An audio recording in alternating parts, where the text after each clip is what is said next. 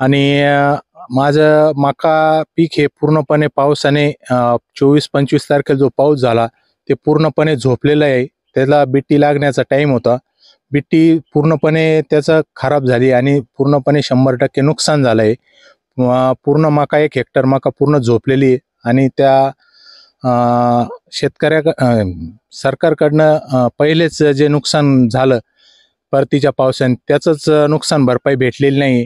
तर शासनाने आता ह्या नवीन मक्याचं पण काहीतरी केलं पाहिजे. त्याला आम्हाला काहीतरी त्याची मदत मिळाली पाहिजे. याची अशी आम्ही शेतकऱ्यांच्या वतीने मागणी करतो.